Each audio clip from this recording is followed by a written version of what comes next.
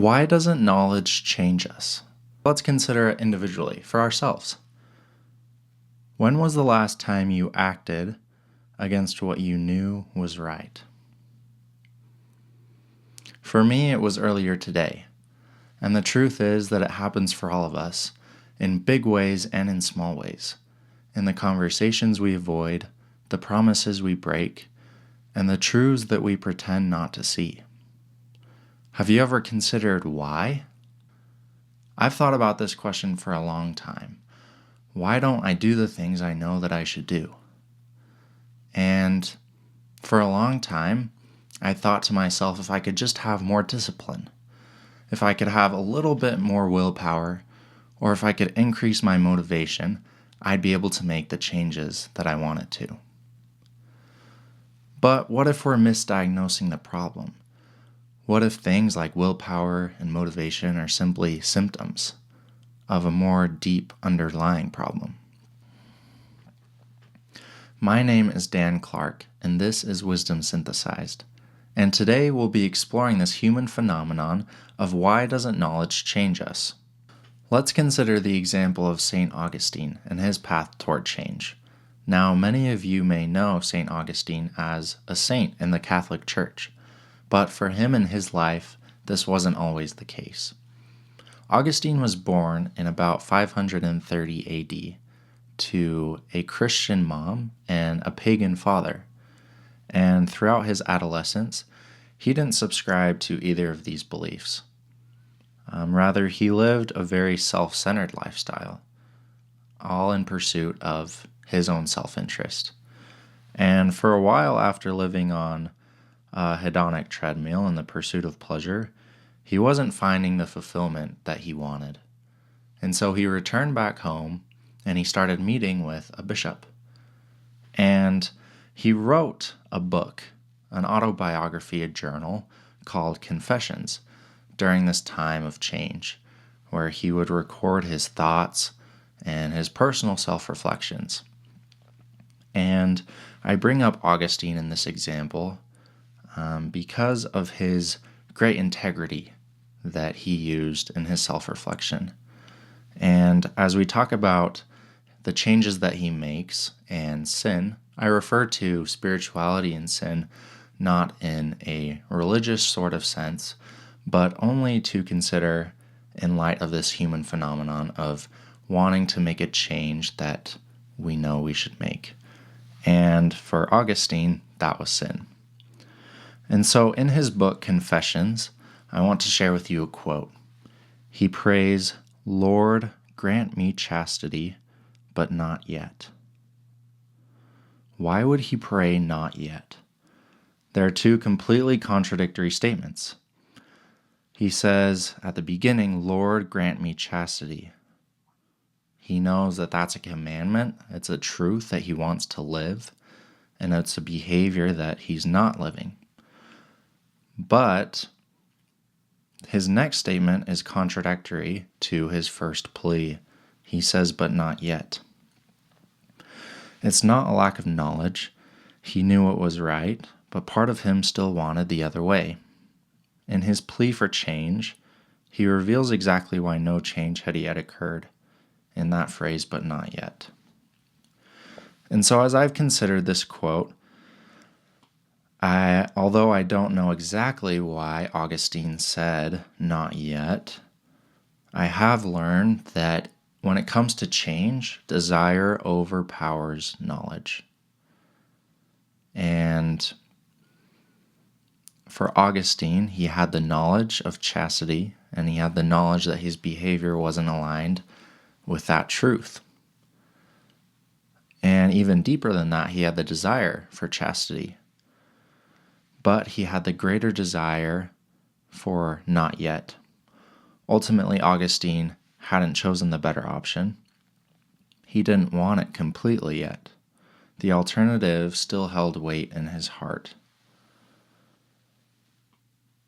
And so why? I want you to consider this for yourself. Take a moment, you can pause the video, but ask yourself this question. Have you ever said "not yet" with your actions? And then after you think of this question for a little bit, consider, why do you delay the things you know are right to change?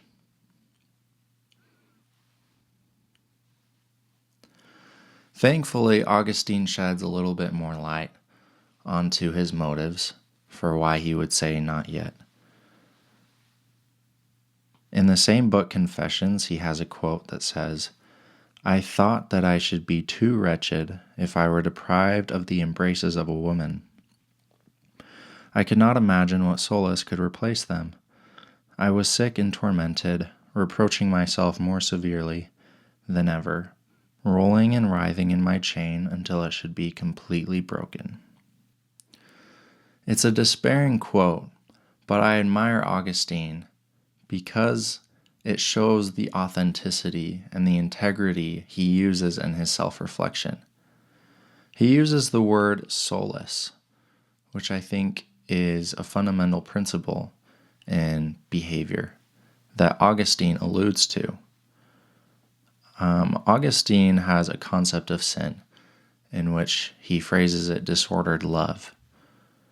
And in his concept of sin, or doing things wrong that we know that are right, Augustine sees sin as fulfilling human needs in what cannot fulfill. As humans, we all have needs of love and attention. Beyond physical, we have emotional needs. And his concept of sin is the pursuit of trying to fulfill these needs in the wrong place.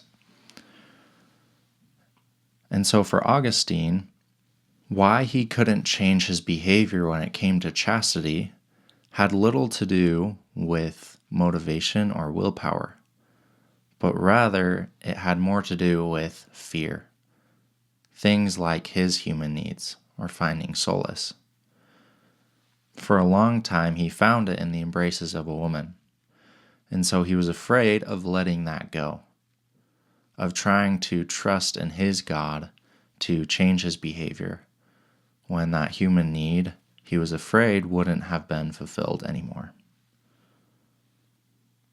And so with the actions that you considered in your self-reflection, what drives your behavior? Is it knowledge, belief, or something else? Outside this inquiry for each of us to consider, the question still stands. Why doesn't knowledge change us? It's like there's a gap between what we know and what we do, or between what we believe and how we live. I'm here to explore this gap from knowing to becoming. I have a 2-season exploration of this human phenomenon from a world of wisdom, ultimately to close this gap from insight to impact. Because I understand what it feels like to struggle to change. And although it's a hard and painful process, I believe it's within each of us to improve and change to become better people. And so Augustine taught us that we cannot go from knowledge to impact in our behavior alignment. There's something that needs to happen in between in order for long-lasting change to occur. And so today I'll consider the problem with knowledge and change. And to start off, we'll look into the scientific concept of cognitive dissonance, which was termed by social psychologist Leon Festinger in 1957. Cognitive dissonance is the mental discomfort or tension we feel when we hold two or more contrasting beliefs, or when our actions contradict our beliefs. And so you can relate to this. It's not just that we don't have behaviors that align with the truth that we know, but we also suffer from the pain that causes. In Festinger's own words, he says, "The existence of non-fitting relations among cognitions, which taken all together are inconsistent or incompatible." In Leon Festinger's research, he noticed that people don't just passively accept contradictions. When that discomfort arises of behaviors being out of alignment with the truth or belief that people hold, he noticed that people try to get rid of this contradiction. He said, A man with a conviction is a hard man to change. Tell him you disagree and he turns away. Show him facts or figures and he questions your sources. Appeal to logic and he fails to see your point. I love this quote. He speaks of conviction as acts that are contrary to rationale, facts, or reason. And rightly so. Acting contrary to the truth isn't rational at all. And this is fundamental in understanding change and truth. You have to get past the motivation and the willpower and consider human behavior as much more complex and not rational or reasonable. Leon explained that when dissonance arises, we are motivated to reduce it. And reducing it presents us two options. We can reduce it first in a way of changing our belief. We could say that changing our behavior is too hard, and so I'm just not going to pay attention to the truth, or I'm going to change what I believe so I don't have to change my behavior. The second option is that you can change your behavior. You can align your behavior with the truth that you know. There's a quote by a theologian and philosopher, Soren Kierkegaard. He says, "There are two ways to be fooled. One is to believe what isn't true. The other is to refuse to believe what is true." And I think this really highlights the role of cognitive dissonance in our lives, that humans aren't always rational. But sometimes we really do refuse to believe what is true. And so ultimately, this reveals dissonance as not just a psychological state or a discomfort, but a doorway, giving us the option to transform or deny. And so let's look into each option. Choosing relief first means that you trade truth for comfort. It sabotages growth, erodes integrity, and blocks healing. Now, if we know that this isn't the right option, why do humans do it? I love the quote by Carl Jung, a famous psychologist. He says, "People will do anything, no matter how absurd, to avoid facing their own souls." Now, that can be for you to consider before we dive into it. Now we will look at the other option of choosing truth. And when we choose the truth, that means that we somehow change our behavior. We somehow change who we are. Now, consider again, you can take a moment to pause the video and ask yourself this question. Which options have you chosen in the past, and why? It can be insightful to look at our past and see what we've done, because that helps us understand where we are now. And the comforting thing is that right now, we still have the power to change. It turns out that we're in a liminal stage. The relief from changing beliefs hasn't happened, but the relief from aligning our behavior hasn't either. So that gives us the opportunity to choose. And I've created this framework to help us understand what each option leads to. Now on the right, we can see what happens when we seek relief. In a variety of ways, we can justify our actions, redefine our beliefs, or detach from guilt. We can rationalize. And this leads to comfort without growth, and it protects our ego. We ultimately live in denial and in a place of deception. And the danger of this is that without integrity, we can't have confidence, and we're ultimately stunting our growth. And then on the left-hand side, we see what seeking truth can lead to.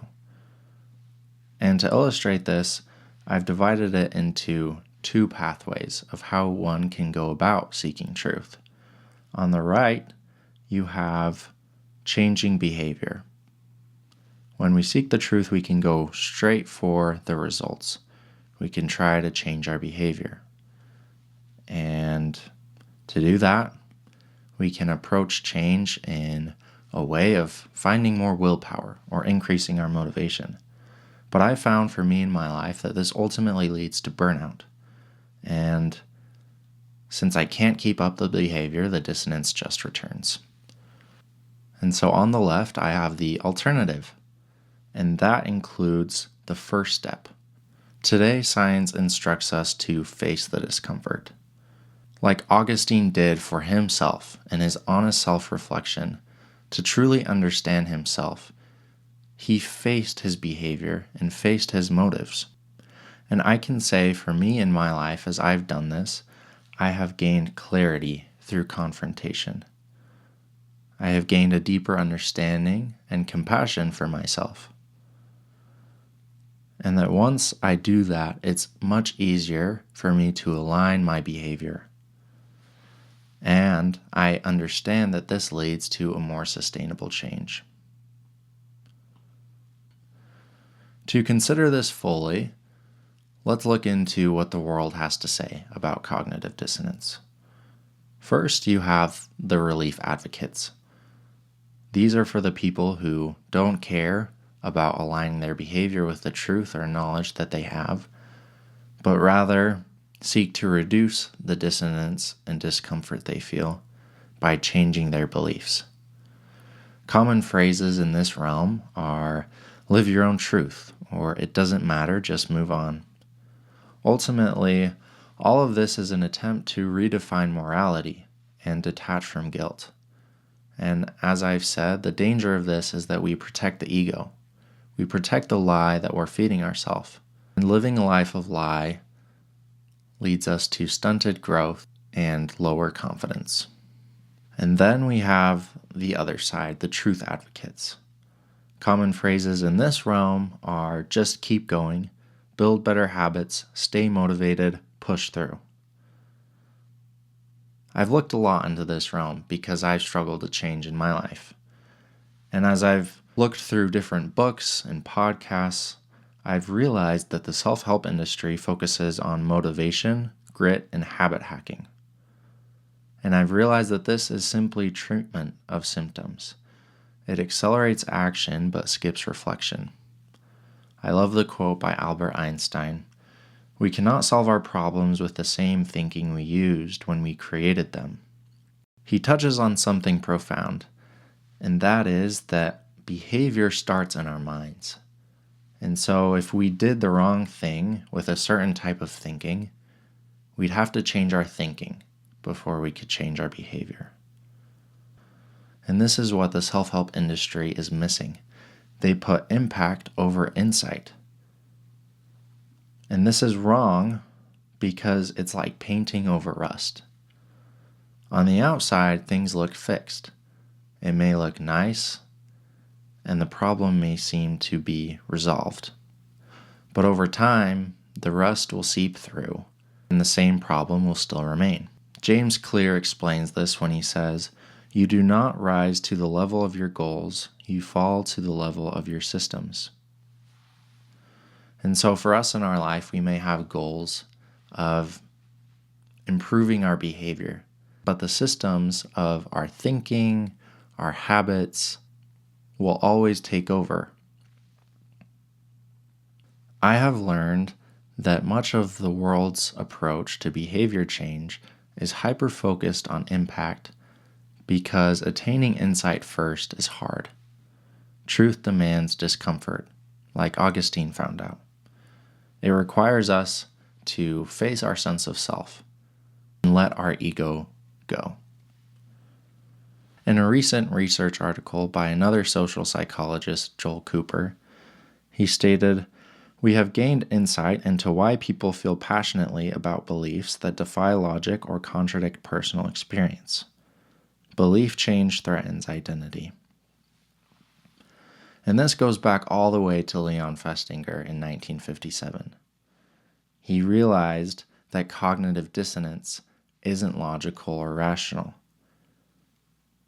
And I appreciate Joel Cooper's insight because he explains why. And that is that belief change threatens identity. It's painful to look at ourselves and realize we may not be the person we think we are, or the person that we hope to be. But coming to this knowledge and facing ourselves and coming to understand the true identity that we have is necessary for us to have lasting change. Joel Cooper points us in the right direction, and that is that the real problem is upstream. It starts in our minds. Changing behavior without changing perspective is like trimming weeds instead of pulling roots. So let's reframe the problem. Insight before impact. We've learned thus far that cognitive dissonance is not a sign of laziness. It's a psychological alarm that something deeper is misaligned. We have also learned that symptom treatment will never produce long-lasting change. And so our culture is obsessed with impact. They like results, they like action, they like success. But it resists the essential quiet work of insight. And insight must come before transformation. Clarity or direction must precede effort. And so let's consider the pain that change requires. There's a quote by Miguel de Unamuno in his book, The Tragic Sense of Self, that I think does a beautiful job at explaining the importance of pain in the process of change. He says, "The cure for suffering, which is the collision of consciousness with unconsciousness, is not to be submerged in unconsciousness, but to be raised to consciousness and to suffer more. The evil of suffering is cured by more suffering, by higher suffering. Do not take opium, but put salt and vinegar in the soul's wound. For when you sleep and no longer feel the suffering you are not, and to be that is imperative. Do not then close your eyes to the agonizing sphinx, but look her in the face, and let her seize you in her mouth and crunch you with her 100,000 poisonous teeth and swallow you. And when she has swallowed you, you will know the sweetness of the taste of suffering." I love this quote because it touches on so many truths. First, I love that he contrasts suffering with the alternative, and that is reducing discomfort by changing our beliefs. He uses the analogy opium, which is a pain reliever. It doesn't necessarily fix the problem, but it gets rid of the pain. And he says, do not take opium, but put salt and vinegar in the soul's wound. And that is what Augustine did. That's what change is asking us to do. It's asking for some honest self-reflection, to raise the discomfort, to face it, to put salt and vinegar in the soul's wound, so that we can really understand the wound itself. And that is what he describes as higher suffering. And to consider the truth of Miguel's statement and the essential nature of pain and discomfort and change, let's look at history. Simon Sinek states, "We live in an age of hyper-knowledge and low transformation." It's interesting to consider. As you look throughout history, humanity has passed down kingdoms, empires, libraries of knowledge, but wisdom remains rare. Like Simon said, we live in an age of hyper-knowledge. Today there is greater access to learning than ever before. And like history displays, the advancement of science or technology is linear. Every generation improves the one prior. But why doesn't the next generation become more wise than the previous? Like Simon Sinek says, we live in an age of low transformation. That's because people's choices are based on internal integration. It's not what you know, not even what you believe, but rather what value you have placed on those beliefs. It's an arduous path for anyone to become wise. It requires reordering of values, desires, and perceptions. And so this is the uncomfortable truth that history has taught us. You can share instructions, you can repeat facts, we can inherit libraries, traditions, and knowledge, but history repeats itself still the same. Wisdom cannot be handed over. And so every generation stands at the same threshold. We are surrounded by the lessons of the past, yet required to wrestle for our own understanding. Every society, every generation, and every person must learn this for themselves. It must be discovered painfully and personally. And that is because human behavior requires more than knowledge. There are stages of understanding. At first, we can educate our ignorance. We can grow our knowledge, and that is the intellectual comprehension of something. We can learn right and wrong. The second step is belief. Each of us has to consider the knowledge we have and assign meaning to it, whether we believe in it or not. Is the knowledge true for yourself? Do you believe it to be true? Afterward, we consider our desire for it. Do we love the truth more than ourselves? And that takes us back to dissonance. Do we love the truth enough to let go of our ego? It's only then that we are able to embody the truth that we know. We can understand that we are a vessel, letting the truth pass through us. So who do you want to be? I've learned that who we are is not originated in and of ourselves. Rather, we are an embodiment of the forces we allow to inhabit us. So, are you the embodiment of truth or deception, wisdom or foolishness? Alvin Toffler said it best: "The illiterate of the 21st century will not be those who cannot read and write, but those who cannot learn, unlearn, and relearn." In today's world, we have access to knowledge, but history will explain that wisdom will always be rare. And so as we grow in our intellectual knowledge, it's important that we simultaneously learn the process of learning, unlearning, and relearning as it applies to our behavior, our beliefs, and our morals. It's my hope that you've grown in optimism as you've listened to this exploration, that you don't have to beat yourself up anymore about the lack of willpower or motivation that you have, but that you have the knowledge and purpose to participate in honest self-reflection as the first step in change. And I look forward to going on this path with you.